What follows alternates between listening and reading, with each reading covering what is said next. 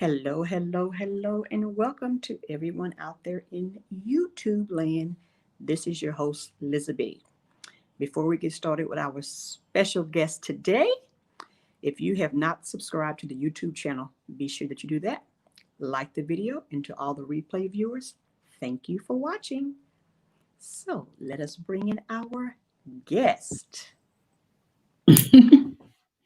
Hello, Hello, hello, hello. How are you? I'm good. How you doing? Fine, fine.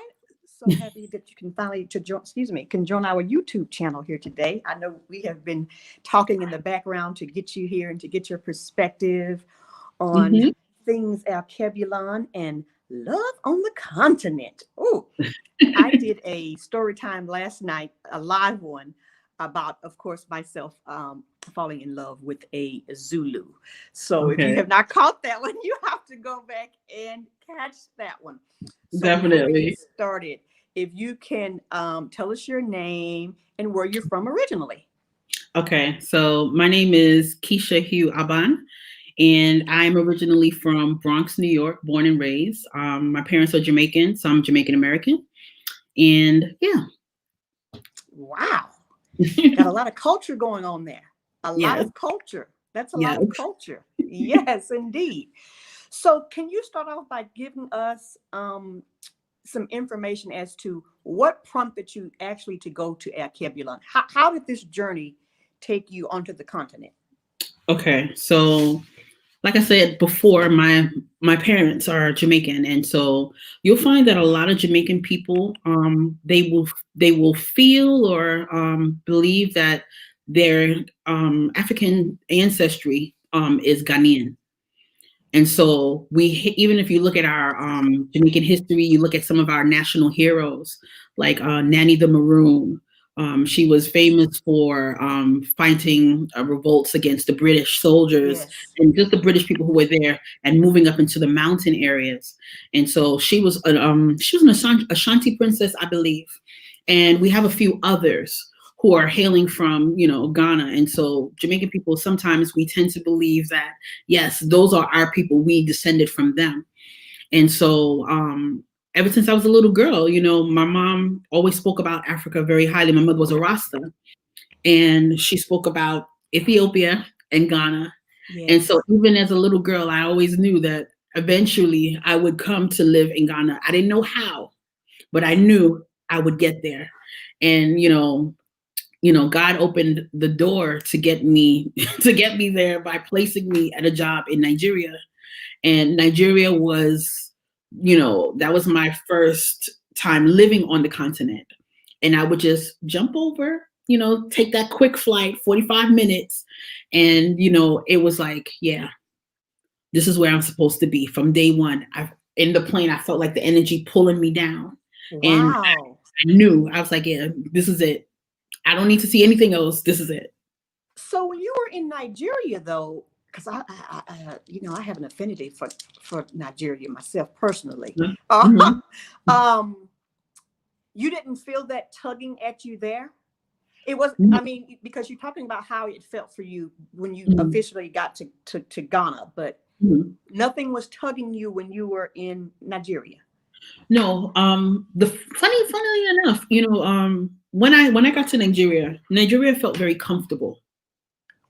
Nigeria felt very comfortable because I spent many summers in Jamaica as a child, and even Yes. in adulthood, and it was very similar. So I was like, okay, this is exactly the same thing. Nigeria is just a bigger Jamaica. Um, I can do this, and so I loved it. I grew up with people in the Bronx, people from my church. All my friends were like Igbo people from Nigeria or, Nigerian Americans. And so I already knew the culture. I knew the food. And I saw myself actually staying in Nigeria for quite some time. You Oh, wow. know, Okay. I was working there. I had a vehicle. I was like, yeah, I got into the swing of things. But when I first got to Ghana, the plane didn't even land yet. I just felt like this energy like pulling me down, from the plane. And I had like I would liken it to, people being in church And like when maybe the pastor says something, or you catch the Holy Spirit, or there's a song that playing and it just touches you, you get that chill, and Mm. that's what it was like. And then when we got out the plane and we came out the airport, it was just I was like, yeah, this is it, home, and Okay. so So that's what it it was. felt very And it was natural just for you, is what you mean. It felt very natural yeah, for you. yeah. Wow. Hmm. I totally I understand. felt like I was home. Yes, Hmm. yes, yes. Okay, so you got off the airplane, and how did you determine, okay, this is going to be my place? Because you were already in Nigeria. So how did you say, okay, even though it felt like home, you still had to make a Okay. conscious decision here and here. Okay. I always say the mind and the heart. This is Yes. where I'm going to be.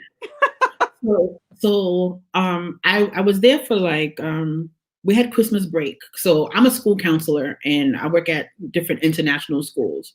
So Okay. typically when we get our holiday vacation, we usually get like about 3 weeks for Christmas break. So I spent the entire 3 weeks in Ghana, and I said, okay, I'm gonna, before going, I had some friends who were already living there, and I said, I'm coming. They weren't there the time I was going, but they set me up with good people. And Yes. so I was like, all Your right, tribe. yes. So I went, and the people, who are my friends now, they took me around. There was a guy named Prince, and he has this really cool place called Palace Africa. Yes. And I stayed at Palace Africa. It's in an area called Oyarifa in Accra. And I like to say Palace Africa is kind of like it's the first stop on the Underground Railroad. Oh, Everything that you love that. need, everything that you need is there. So the owner, Prince, aside from providing housing, he gave me a tour, but he also told me how I could make my life here or there, you know what I mean, in Ghana. And so he took me to an area there's a person who sells the lands in Ghana, right? Yes. And this person has sold land to other Black Americans and, West Indian people Yes. throughout Ghana. So it was someone who was well trusted amongst the community. And so I went and, we looked at land and, we talked about the pricing, and I was just like, wait, what? What you call it? A plot of land Yes. that is like 100 by 100. You want $1,200 for that? You say, Yeah. Yeah. and this is like way up in the eastern region, but it was just like, what? I could do what? And I decided right then and there to buy the land. And Okay. over a period of time, other people, I told my other friends, and they came and they purchased land, and we're all landowners now. And it was just like, yeah, within that 3 weeks, I made up my mind, like, yeah, this is where it's going to be. That was really quick because, a lot of times people, as they're talking about, repetting, Mm-hmm. and even myself, because I talk about, having a plan and then having a contingency plan, just because, Mm-hmm. sometimes Yeah, things don't go the way that you expect. But for exactly. you, initially getting off the airplane and Mm-hmm. instantaneously knowing Yeah. and purchasing land and meeting with the owner there of Palace Mm-hmm. Africa and Yeah. all of that, I mean, you were jump start. Would you say that your decision was a good one and a sound one? I would say so because I think I have to give credit to Nigeria. And why I say that is because Nigeria is like boot camp for Africa for West Yes. Africa. Say it, sister. You know what I mean? So it's like, I lived in Nigeria at that time for 2 years. And so if I say if you can live in Nigeria, and it's great, but if you can live in Nigeria, you can live anywhere. Okay. And so I found that Ghana was it was a bit easier to live than Yes. Nigeria. You Slower. know, it, yes, it's slower, but it's a little bit more organized to a Yes. certain extent, a bit calmer, And so it's just like, okay, this is, I felt strong in my decision. I felt good about it. And then even though I purchased the land, I made sure that in a year, I would probably go to Ghana like 6 or 7 times in a year because I'm so close to it. So close. Yes. Yeah, you know what I mean? So I went for the weekend. I went for every vacation. I went every break until I was doing it like, okay, year one, year two, year three, you know what I mean? And so it was just like, yeah. And the longer I stayed, I started staying summers. And the longer I stayed, the more for me, it was like, yeah, this was confirmation. Wow. Wow. Mhm. So you said that you had bought in the eastern region. Where, if you can just give the particular area of the eastern region that you purchased your land? Okay, yes. Okay, so the land where I was able to purchase is in an area called Aprede Aquapem, Hmm. right? And so in Aprede, it's it's about driving. It's about maybe 2 hours from Accra. Okay. Okay. You don't feel the drive. It's not like it's not a tedious drive Yeah. like someone driving from New York to Pennsylvania. To You- Pennsylvania. Yeah, because that just Yeah, happens just like this as you're yeah, moving about. Yes, yeah. definitely. You know what I mean? So Definitely. like as long as there's no traffic or whatever, it's a nice drive. And it's in a rural area. So but the cool thing about it is that you have a lot of other Black Americans who have purchased land in that area. And Oh so wow. it's Okay, so it's yeah, it's becoming popular. yes. And so which is good. And then like to the left of my property, I have some Jamaican neighbors. So it's nice, you know what I mean? So it's just like you see people like wagwan, wagwan, wagwan, you feel all right, you know? Yes, you all gonna be having some serious cookouts down there. Yeah. I'll have to Yeah. come on by there and visit and get my grub on. Mhm. Hmm. Get your Yes, jerk indeed. chicken, So but it's good. okay, so fast forward. Let's say your time is up officially in Nigeria. At Okay. what point did you permanently get to Ghana, or were you still, I guess, moving Okay. about internationally? Okay. So still working internationally, but Okay. when I finished with my contract in Nigeria, I moved all my stuff to Accra. So Yes. like my furniture, it was one of my really good friends and I. So they have these buses. Like in Ghana, they would be like the VIP bus, kind of like the big Greyhound bus. Yes. So we paid the local company in Abuja to put our furniture underneath, and they brought it to the bus depot Mm. in Accra. Then when we got to Accra, we went and got it and drove it up to we were renting a house in Ebri. Okay. And so when we put the stuff in the house in Ebri, we set it up, everything was good. And then we stayed for like maybe 3 weeks or so. And then we went to our Mm. new countries where we would be working. So I came to China and then my friend went to Kuwait. Okay. Okay. Yeah, so Okay. we met at the job and we just like we really she's my sister, you know what I mean? She's my sister. So we're like, all right, we're gonna do this. So she went to Kuwait, I came to China, and then it was like, all right, boom. Every holiday we come home. So Of we got our course. the rent a house and whatever, blah, blah, blah. And so yeah. Okay. So how did you progress into love? I am a Okay. hopeless romantic, so I am going to enjoy this story. Okay. So here's the joke. So when I came, because I had actually lived in China before. And Okay. so I had a friend, and it's a really, really cool guy. And I was like, Chris, man, you are a cool guy. I know you have some friends, and I know you don't hang out with just random people. Everybody that you hang out with they have a purpose in your life. Oh, So, I like um, that.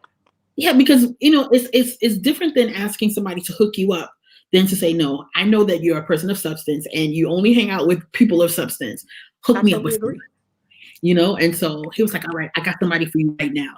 He sent me the person's contact, person had my contact, and like within 20 minutes we were texting.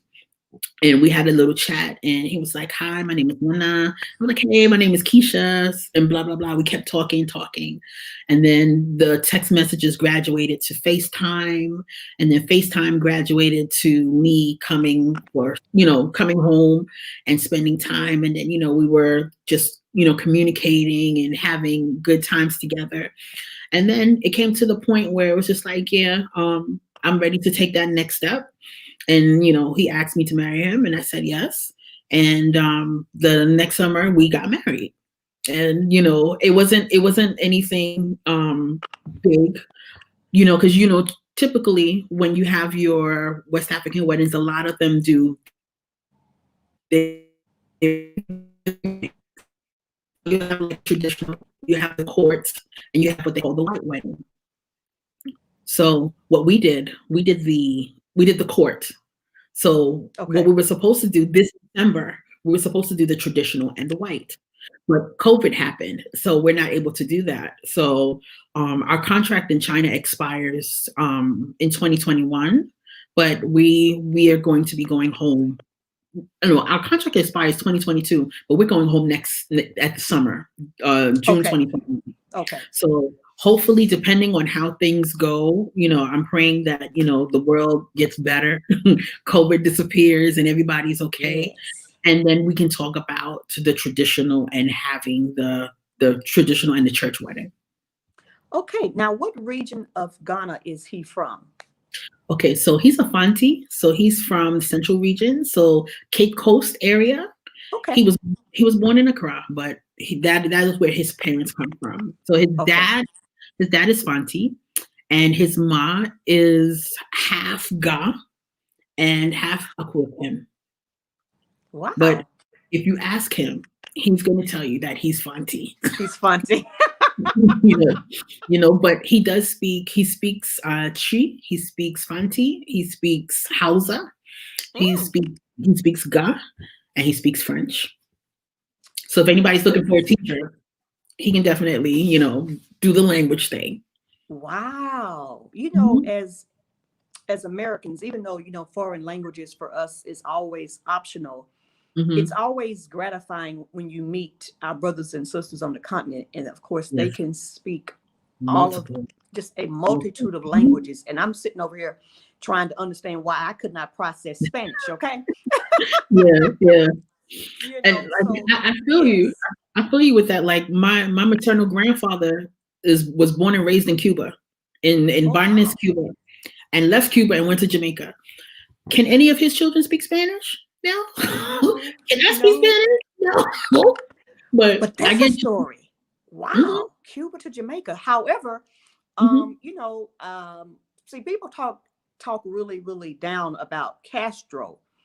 Yeah. Um, but what they don't realize is that Castro did a lot for blacks in Cuba. Yes, he They did. don't understand that Mhm. Afro-Cuban heritage is serious with It's things that really. he implemented. And Mhm, so, the whites there wanted to keep power and mhm. have dominion over them. And But but people don't really know their yeah, they don't know, especially yeah. like when you if you ever get the opportunity to visit Cuba. Like I went in 2017, and I just wanted to go and see, like, okay, this is where he was born, and just Yes, see it. And what I realized is that when you look at the what is it, the eastern side of the island, correct. opposite from Havana, that's where all the black people are. Yes, You had a lot of Jamaican people who left Jamaica to go to Cuba to work. And so that's why you had a lot of Jamaicans there. And then even in certain parts of Jamaica, there's like Spanish Town and other places. So there are a lot of correct. Spanish speaking Jamaican people. And when you look where they came from Cuba, they came from Panama, they came from Costa Rica. And you break down the language even further when you talk about the Jamaican patois. The people in Costa Rica, they speak Jamaican patois, you know? Correct. You know Correct. what I mean? So it's like it's a whole bunch of things, but we're all connected. We are, but people Mhm. you know, Yeah. you know how they are. Okay, Yeah. so back to Mother Alkebulan here. So what would you say then? And I guess it'd be different for you just Mhm. because, you have been moving about internationally for work purposes. But Mhm. as an American, as a Jamaican, Mhm. can you tell us what are some of the things that blacks in the diaspora that are needed that blacks in the diaspora can actually bring to Ghana to make her thrive even more? Okay. The most important thing that I think the children of diaspora can bring to Ghana to make her prosper, to make her grow, to make her because she's great, but to make her greater. Yes. The thing that I think the biggest thing is a good attitude. Ooh, ooh, yes. Say it, And sister. I think having a good attitude, because you can come with your qualifications, you can come with your degrees, you can come with your certification, but if your attitude sucks, you won't get far. And in talking to a lot of the local people, that is the one, that is the biggest issue between when people come and their success within the country. The other thing is, um, I like to say that, that ugly American behavior. Ooh, yes. Talk about it. When you when you're in the United States, there's a certain expectation that we have. And when you're not in the United States, you're not in the United States. And you got to remember that. And people forget, and they come and they bark and they make demands and they do a lot of those things. And so if the attitude is not correct and if the spirit is not right, whatever you put your hands to, it's not going to prosper. You know, it's enlightening Mhm, and enchanting that you said that, because I have been all over the world myself, and what I have discovered is that Americans, we have such a pompous attitude because mhm. we have been groomed that we are this The power best. Mhm, and in the West, and so we mhm. want everyone to conform to us in a, such a pompous way that is Yes. very disrespectful, and Yeah. we have got to humble ourselves Mhm. or stay your behind at home. Yes. Yes. Yes. So it's Um, it's wonderful that you, someone else is saying it outside of mhm, me, because people tend to mhm, think, well, you just, no. mhm. Americans can be some of the nastiest people on People, planet yes, Earth. It's just the yes. realization of what it is. And I see it, and it's like they do things. There's a big respect for culture, and there's a big respect for elders, and in a way that we don't understand it. And so when we come there and you don't understand the ways of the land and the ways of the people, you make offenses. You know what I Mm-hmm. mean? And you quickly offend. Mm-hmm. And if you offend the people and you don't know how to properly go about certain things, you will really mess yourself up before you even try to start your endeavor. You know what I mean? So I'm like, Yes. one, learn the local culture, learn the ways of the people, watch and observe. Come to Ghana for some time and carefully observe how they do business, because they don't do things like us. Yes. Americans were very straightforward. So if I ask you how much is this pencil, I'm going to tell you this pencil is $2. Mm-hmm. That's it. You know exactly what it is. It's either you have $2 or not. But in Ghana, you ask as a Western person, how much is this pencil? They will say, we can let us talk now. We can talk. We did talk, right? So for us, it's like that's not telling me how much the pencil is. I want to know because I need to plan out my stuff. But for them, it's just like let us reason together. We can come up with something that is good for you and me. We And both good want. for me. Yes. You know what Which I'm saying? as you know, Keisha Monique, this Mhm. is reminiscent of old school, old time bartering in a sense. Yes. So Yes. people forget the currency of bartering before there Yes. was actual tangible money. Yes, Hmm. gold and silver has always been around. And that's how you Hmm. basically gauge the wealth of kingdoms. Yes. But the act of bartering has always been there. And you're Yes. right, because we're Mhm. equally trying to get a benefit out of what the exchange is. I Exactly. totally Exactly. agree. Yes. And so like relationship is key. Relationship is the biggest thing. If you don't know when I say the local language, I don't mean like tree or ga or whatever it is. I mean Right. the local way how they do stuff. Of You're gonna course. be It's part you're of the gonna be culture. yeah. It's a part of the culture. But it's like for the other ways that people are thinking as far as like how can someone come from the diaspora and become successful? What can they Mm. do? The beautiful thing about Africa is this: if you have an idea, it doesn't matter how big or how small, you can do it, you can implement it, you can get a start. So if you decide to say, you know what, I want to make a restaurant, you can start making food out your house and you can sell it and do deliveries. You don't have to have the location and the space. No, you can start what it is that you're doing and then work your way up. Right. So prime example, one of the things that I plan to do when I come,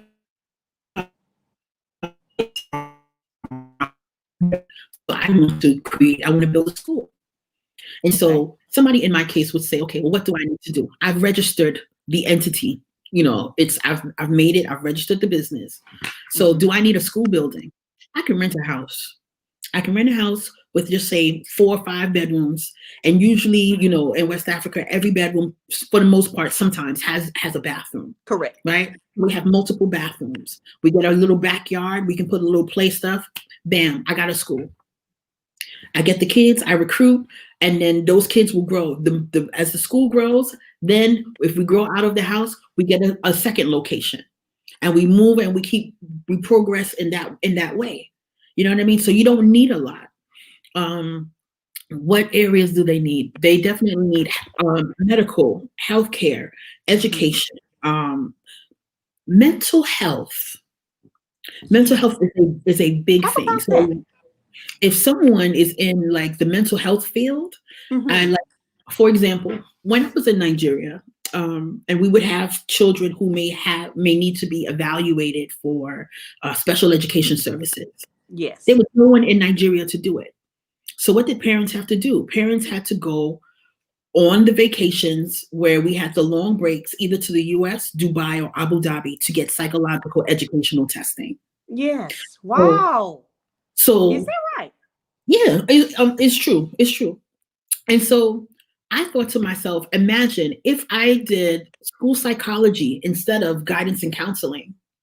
And I realized that I would have quit my job at the international school, set up shop, and do the psych ed evaluations for Yes. all of the schools. And then I would travel. I would do maybe 1 week I'd be in Nigeria, the next week I'd be in Ghana, the next week I'd be in Sierra Leone, and I would rotate and I would have all that money.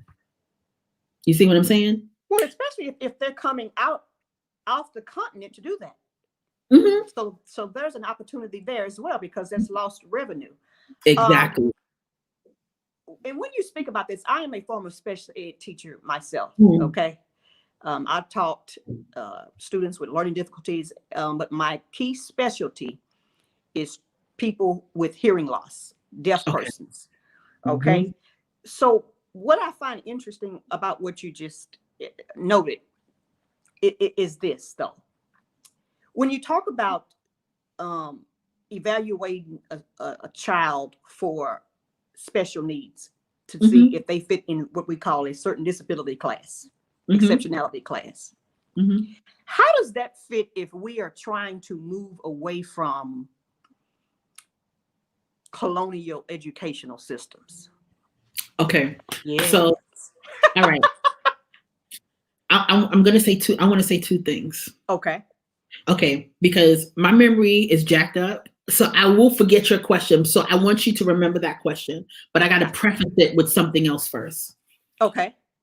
When I got to West Africa, like how in the United States, when Black Americans, when we make our businesses, we love to incorporate some form of Afrocentrism towards it, right? Whether it's the name or the colors that we pick or the designs. And it works well because we're constantly seeking out Africa in all that we do as, children of the diaspora living in a foreign, and when I say foreign land, I mean like, Babylon, America, whatever, you know Yes. what I mean? Yes. It doesn't work like that in Africa. When you come there with an Afrocentric type of business, they don't want no parts of that. What they want, they're still in that colonial mindset to a certain extent. Mm-hmm. And so, I've had several friends that like, listen, if you're going to start talking, name your school after some type of, like if we say, what is it, like a Sankofa or, something like that, they're like, change that.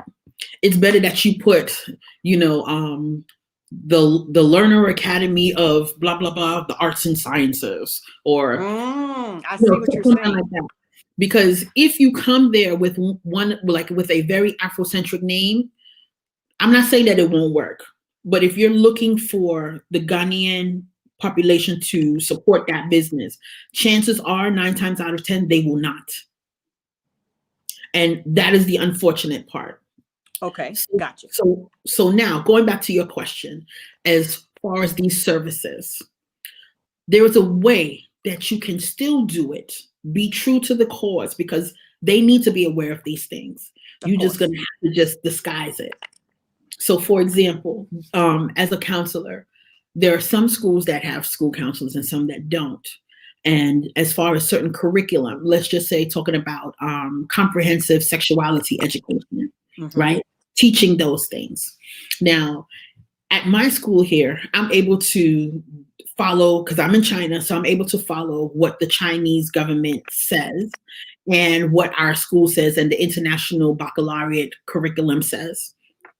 But I have liberties. I can do certain things.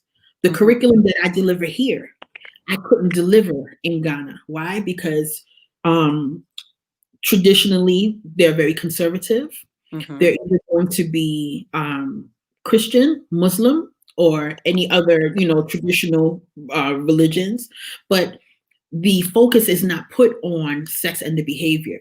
So I would have to redesign that curriculum based upon the local cultures and the expectations.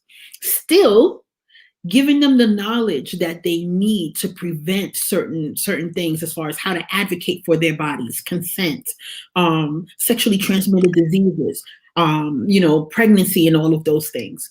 But I would have to do it in a way that would be germane to the culture, or Mm. you know what I'm saying? And then once you get to that part, you could even make it water. I don't want to say watered down, but you could even make it specific to tribes. So maybe houses, they do something a bit different than the Fantis. But once you know the cultures, you can edit it in the way that is needed. You know what I mean? So I you're do. I do. Mhm. It's kind of like how before, when you think about the history of the American public school system, a Yes. lot of things were garnered in differently. And then, Hmm. of course, as time grew on, people began to adapt to that change. So I Yeah. totally understand what you're saying. Hmm. You know what I mean? Okay. So, but it's like if you come, like one of the best things about New York City and growing up there, like from my childhood, my teenage years, I loved going to Harlem. And everything I that I love read about, visiting like, there. yeah, Harlem is wonderful. It's like, you have the Harlem Renaissance, and then as you're walking, you get to see all of these historic places like the Apollo, the Schomburg, and it's just like, wow, Malcolm X walked down these streets. This was where he used to hang out. And you Yes. feel that sense of pride. The community looks very Afrocentric. You feel that. And in Ghana, you have all of the beautiful artworks, the beautiful buildings, and all of those things. But you got to remember, one, here is people who were colonized by the British. Mm-hmm. And then now that time has passed, you may have a group that still feels like things were better when we were colonized. We got Yes. more things done. And so you still have people in that mindset. Then you have other people who are like, no, Ghana is better that what Kwame Nkrumah, what he's done and how we've made all of Mm-hmm. those advancements and those things. And that Agreed. is the way to go. And then you have others who are so far removed that they're just like, I'm just concentrating on living my best life.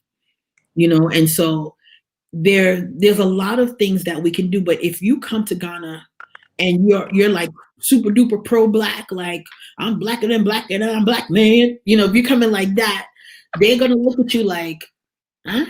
What is going on here? What is this thing here? Ah, are you see, you know what I'm saying? It's gonna be like that. They're like, hey, and so That's funny. Oh my goodness. I So have in to. saying that, then Mhm. what would be the least thing needed? Now you mentioned already about having a better attitude and and Mhm. out leaving that back, but just in terms of other things, what would be the least that would be needed? The least, um, the least that would be needed. Like, okay, can you give me a little bit more? Well, like you were talking about having uh, psychological evaluations for students with Yes, yes, yes. exceptionalities. Mhm. So let's say, do we have entirely too many beauty salons? Is that the least that's needed? Things like that. Okay, okay. So Yeah.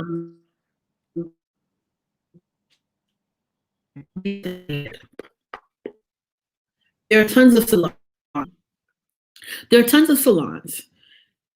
Maybe I think like for the expats, teaching how to do hair as far as um maintaining it and keeping it healthy. You know what I mean? Mm. Maybe that might work because Okay. you have like a lot of weaves, a lot of braids and so forth, but the constant tugging on the edges and so forth. So maybe education about how to properly maintain hair might be, a good thing because there are a lot of salons. You can literally get a whole head full of box braids for $20 or less. But there's not probably necessarily a hair school, is what you're talking about. Yes, there may not be a hair school. You know what I mean? There may not be something like I've experienced good customer service every place that I've gone to, eat or places, restaurants in Ghana, but there may be a need for a customer service academy, you Mm. know, so you want to hire people for your restaurant. You want to hire people for your hotel, for your such and such. Well, we have a training academy here and we train our people. And if you need someone, like we're an agency, we'll hire out. You know what I mean? So you know that you're going to get tip top service. There's a lot of restaurants, but there's one Jamaican restaurant called Jamrock, Okay. and Jamrock is owned by a Ghanaian woman, but her husband is Jamaican, right? Okay, so that's the so you got Jamrock. I don't know, I'm not gonna say that it does not exist, but I have not seen any soul food restaurants. I Well, know that someone else mentioned that. You're not the first person to say that. hmm Hmm. I think I've seen because all of these little Facebook groups that we have for like Ghana and so forth. There's a lot of Black Americans in there, so I know that someone has a soul food restaurant, but it may not be directly within Accra. It may be on the outskirts, There's and a so. gentleman that's American. I cannot Mhm, think of the name of his restaurant, but his mhm, mother actually started it. She has mhm, since gone on to the great beyond, but he's in the mhm. Volta region. I cannot, his name Yes, leaves me. You, yes, you know who I'm talking about? yes, yes, yes, Okay. yes, Okay. yes. Okay. Okay. So, but you see what I'm saying? He's in the Volta region. So Yes. if you think about, okay, imagine putting something like a really classy soul food restaurant in a place like Osu. Mm. Because I will say this, like Ghanaians like soul food, unless they're adventurous or they've been to the United States before, they're not going to eat that. Mm-hmm. They're not. Mm-hmm. Like God has blessed me with a husband who is like, my husband is the bomb. I'm sorry. He's open minded. Okay. Well, listen, we have some single ladies who's going to be asking now, Keisha Monique. So, I mean, you talk about your plug that hook kind of, connected. So, I Yes, mean, yes. here's an opportunity for you to play matchmaker. My husband is the bomb because when he grew up, like he grew up listening to hip hop. He grew up like in the 90s, so he's very aware of Black American culture. So I don't have to Yes. explain anything to him. Wow. You know what I mean? Like I'll Yes. come home from work one day and he's playing DMX or he's Oh, playing Nas or you know what I'm saying? So he's never been to America before. yes. But he has that vibe like, dude, you sure you're not from Brooklyn? He has that vibe. You know what I'm saying? And so sometimes he says some things and he catches me off guard. I'm just like, you sure? You know? But it's like you have the I'm sorry, you froze, Monique. You there?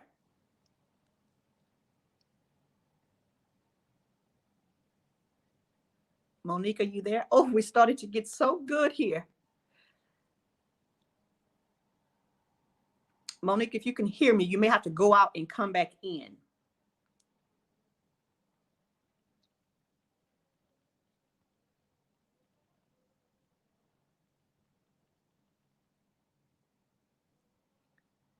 Okay, let's. I'm gonna send her a message.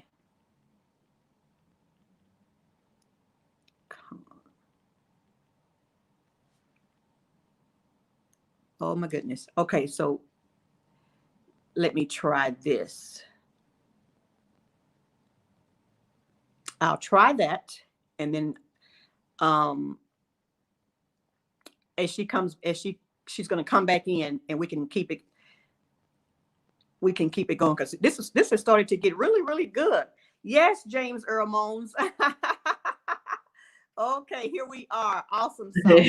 I'm Okay, back. that's hey, this technology. It goes in and Mhm. out. We're good. Okay, so go ahead. So, you have your traditional man who may just want only their local food.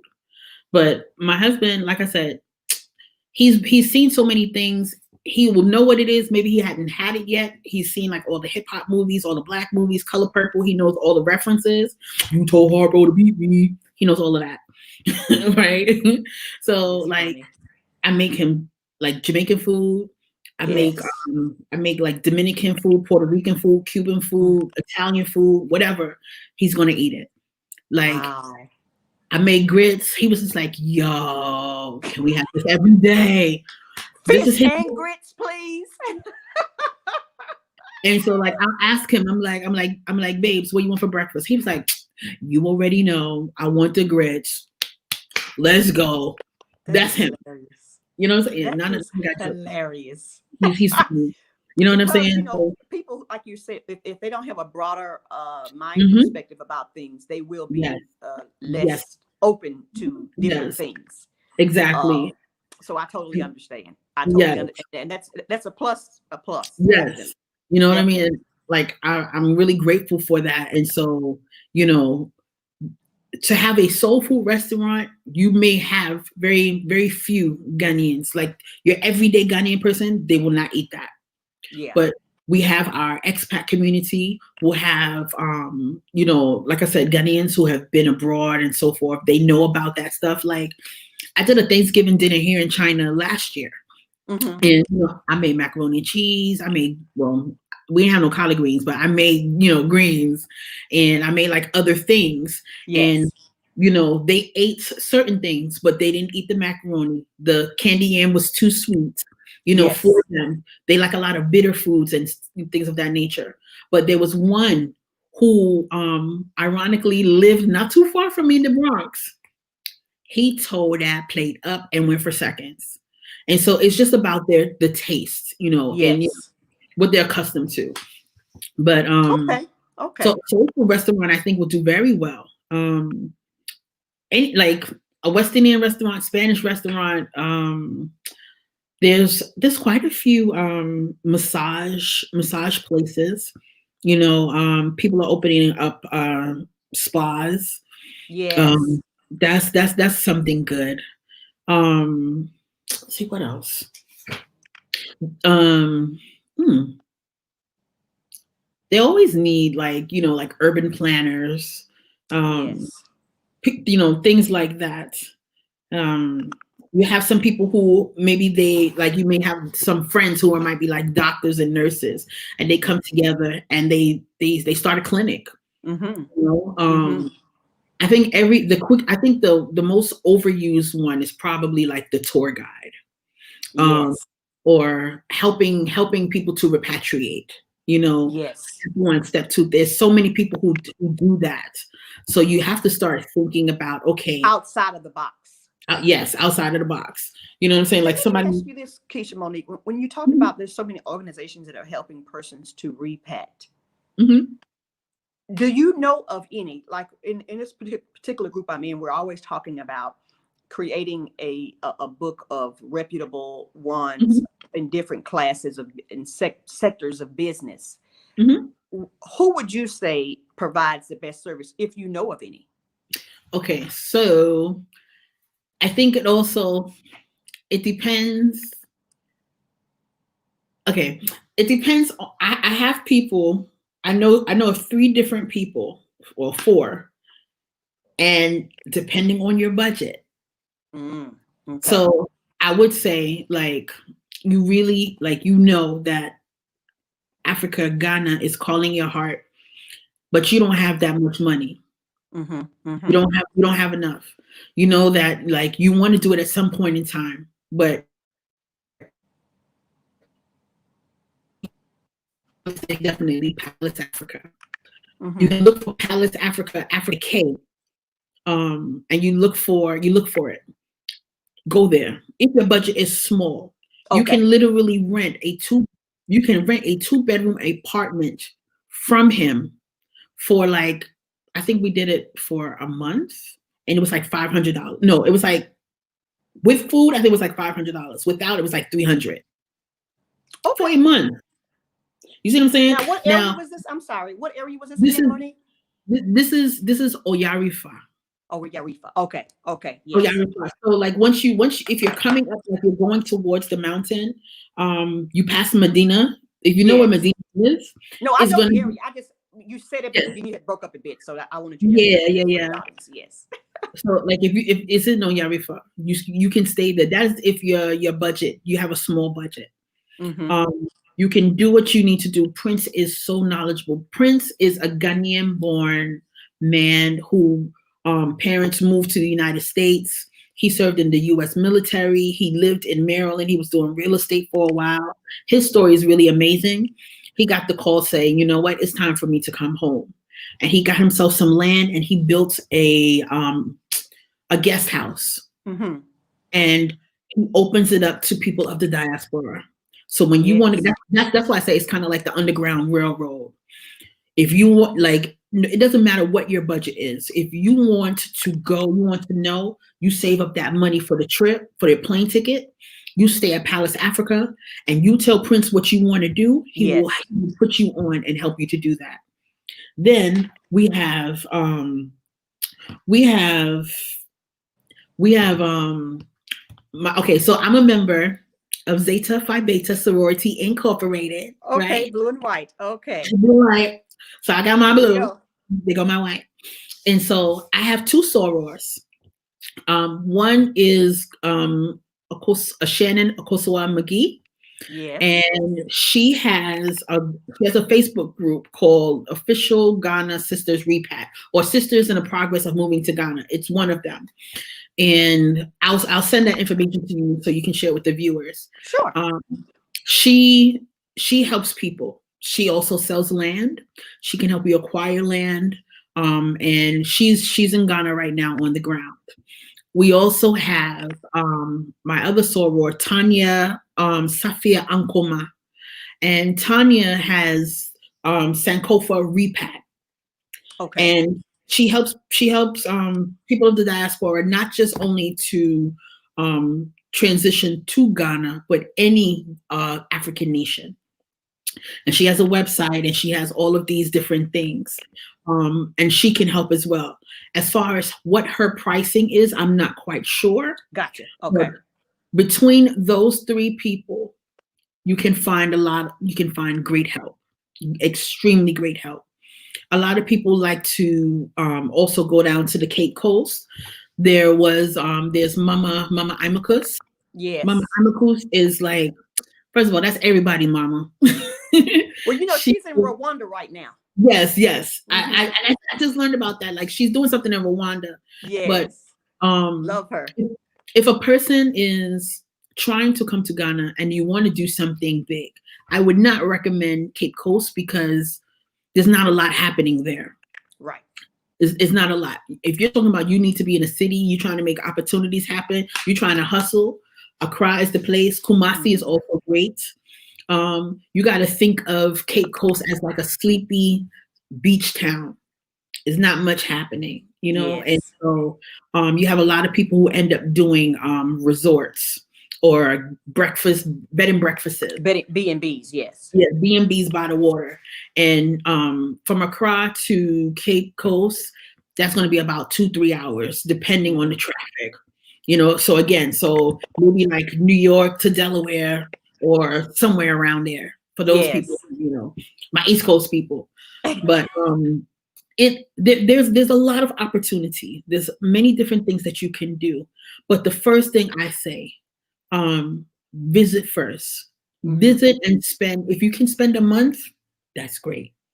If you can spend 2 weeks, spend 2 weeks. But I would recommend stay for a month and understand and know, the power will go out. You Mm-hmm. know, Mm-hmm. things, you may have to wait a little longer for things. There's Correct. no perfect place. Just like America is not perfect. We're going through racial incidents. We're going through a whole bunch of different things. But because we live there, we know how to maneuver.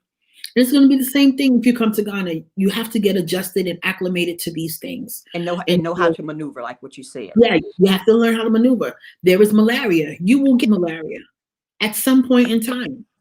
You got to think about, like, I like to explain malaria like this. Living in New York, you get the flu. You get sick, what you do? I'm going to go get me some Theraflu. I'm going to get me some NyQuil. You boost your immune system up and you take your medicine. Oh, you start feeling sick? Oh, I'm feeling warm. I think I got malaria. I got malaria. You go take your test. You can buy over-the-counter drug medicines. I've had malaria 8 times. I know when it's coming. I'm like, ooh, I feel like I got malaria. And I will go and I will get my little medication over the counter. I will take it. It's called Cortem. Mm-hmm. It's 6 pills over the course of 3 days. By the time you take the 3rd pill, you start feeling better. But you will Correct. know these things. You know what I Correct. mean? Correct. And you just maneuver. And what's interesting too, Monique, is that you said something, and this is something that I try to tell other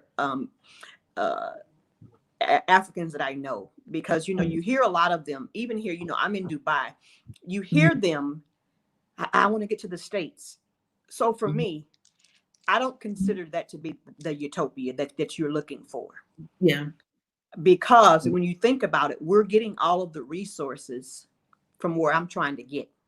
Mm-hmm. So how could it possibly be better? Now, Mm-hmm. I recognize it's perspective because of what's been ingrained in us as children. Mm-hmm. And unless you had savvy parents to break the cycle Yeah. of what public school was teaching us about Alkebulan, and vice Mm-hmm. versa, what they were telling Alkebulan about the West, Mm-hmm. you wouldn't be locked into that same mind frame. Mm-hmm. But the adage or the sentiment, as you know, the damage has been done, Yeah. because you still have them saying, well, no, I want to go to the States. I want to go to the States. I want to go to the States. And I'm just like, no, that's not what you want. That's not what you want. It's like, yeah, like I recall being like a kid and hearing my cousins like in Jamaica be like, "Me want come foreign, want come foreign." It's because Yes. you hear about a place and you see television movies and things like that, and it's just like, wow, I just dreamed to go there one day, and so you automatically assume that it's better, not It's knowing better. that there's struggles there too, and then they finally come and it's just like, why? We're ready to go back to Jamaica, they're ready to go back because it's not what they thought it was What they going to thought. be. You know what I mean? And so, Illusions like, of grandeur. yeah. And you see, like, even when I went to Nigeria and we were telling, like, our local staff friends, like, Yes. they're like, why you want to come here? Like, what is the reason that you are coming here? For what reason? We want to go to America. You know what I'm saying? They start talking in that way. I'm like, listen, we've been in America all our lives. We know why we're leaving. It's kind of like, Thank you for saying that. it's like, Yes. think about the scary movies or like the jokes that they make about the jokes they make about Black people. When you see somebody running, what you gonna do? You're gonna start running too. You don't ask no questions. You Exactly. start running. So my thing is, if you see us leaving, you gotta ask yourself, why are they leaving? Why are they leaving? It gotta be a reason. It has to be a reason. A It has to good be a reason reason. at that. To leave But the comfort, mhm. your comfort zone, or what you know to be comfort. Definitely. I Exactly. totally agree. I But totally agree. sometimes people gotta find out on their own. They do. Sometimes they gotta find out. It's kind of like But then, children being hard-headed. You got to bump your head 4 or 5 times until you get it. That kind of thing. Totally mhm, agree. I you totally know, agree. but then too, like on the flip side, you have our people who they're not, they didn't research as well as they could. They didn't spend enough time and they go, I'm going back to Africa. I'm going back. I'm going back. And then they get there and then it's not what they expected. and they're having Agreed. difficulty, and then they leave and they go back home and they back, man, I ain't never going back there. You know what I mean? And so Yes. you have to approach it in that's why I keep saying the best way for you to know if this is meant for you, because it's not easy. Just like the Bible says, the race is not given to the swift nor the strong, but to the one who endures to the end. It is going to be difficult. It's not easy. And so you got to know that when it becomes difficult, you're not going to just throw in the towel and be like, you know what, deuces, I'm out. When the Well, they got power to be is able out for, to finish the race. yeah, you got it. That's what it is. And it's steady. It's a steady thing. And so, you come, you see, you surround yourself with good people. And here's the other thing. A lot of times when we come, what's the first thing we do? We look for other Black American people, and we only stay in the African American community. You can't do that. You cannot. You will set yourself up for failure. You need to align yourself with Ghanaian people. You need to be a part of the society. That is how you gain acceptance. That's how you learn how to do things. All of the things that I spoke about in the beginning, as far as knowing the local culture, that is where you get that information from. Because Yes. there was a big difference. When I first got to Ghana, yes, I knew some Ghanaian people, but the majority of the people that I knew were Black Americans. Yes. And I realized my access was limited. Mm-hmm. My access was limited. When I got married to my husband, I was given full access, and I could find myself in places that quickly that it probably would have taken me years to get to on my own. Yes. When you befriend people and you treat people well and they treat you well and you trust them and you establish that relationship, they bring you into those areas. They're not going to just take you right away, because it's something that it's going to take some time. You got to learn the people, and you got to earn it. But if you come in there with that ugly American mindset, you're going to really cut yourself off, and you're going to do yourself a disservice, and it's not going to work. And I see, like, even during the year of return, Mm-hmm. and like, you see people coming for Afrochella, you see all of these other things. And I saw such a blatant disregard for the culture. Or, man, I don't understand what you're saying. What you talking about? Speak English. See? They're English. You know what I mean? But you Yes. can't come to somebody. It's like you coming to someone's home. You come to someone's home and they're being hospitable to you, and you're being disrespectful. And But so that's. Mhm. Hugh and I were talking about as well, you know, as African nations move towards industrialization and Mhm. all of this, that brings Mhm. along progress, but it also brings along problems. Mhm. And Yeah. hearing you talk about, Afrochella and the blatant disrespect for the culture and the people, Mhm. that's a part of that. Mhm. That's a part of that. Because Mhm. even though, we're here to have a good time, don't Mhm. negate the place where you are. Because these same folks, when they go to France and the French Mhm. don't speak English, you don't get They. attitude with them. Mhm. You go on about your business. Exactly. Oh, but You you're know. not doing it now because they got a different skin complexion. Mhm. See how you do that? See how Mhm. you work that Mhm. out?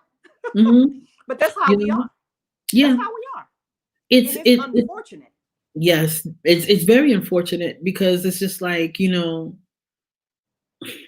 I feel like, and I say this a lot. Um, I find that many don't fully understand the what happened during the transatlantic slave trade, and all that we've endured from the time that we've landed in the Americas until the emancipation, to Jim Crow, black Yes. codes, all that stuff. We don't understand. They don't understand fully, but we don't understand when it was the scramble for Africa and colonialization happened in Africa.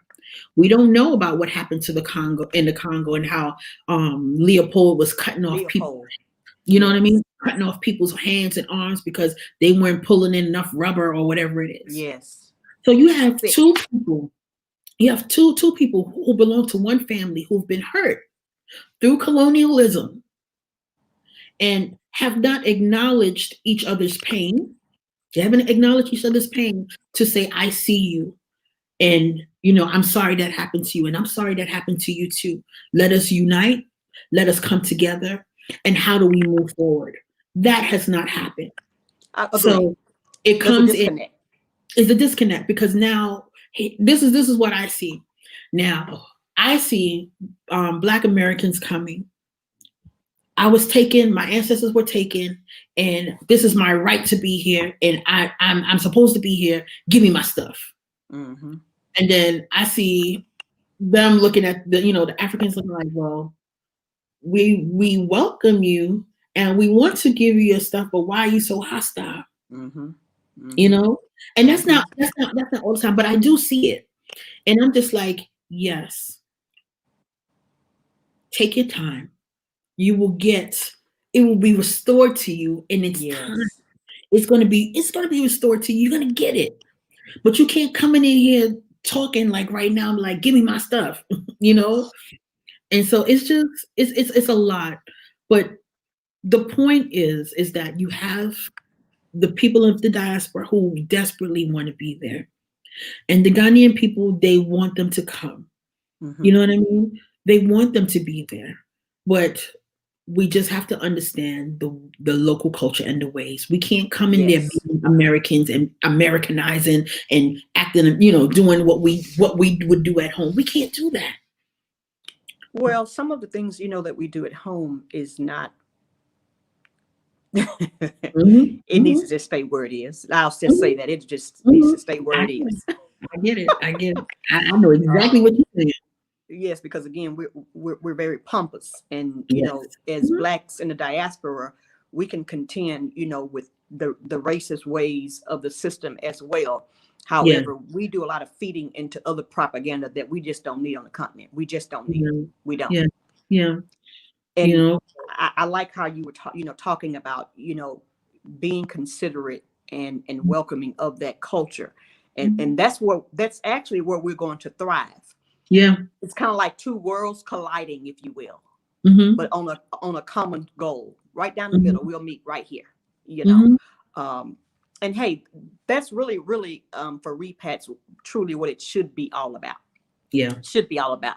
Well, Monique, I like to keep my interviews right at about an hour. We're a little bit over, but I want to Mm-hmm. thank you so much My for pleasure. coming and Thank providing your you. insight and all of these good things. And maybe again, as I said, a side hustle of yours can be the matchmaking. I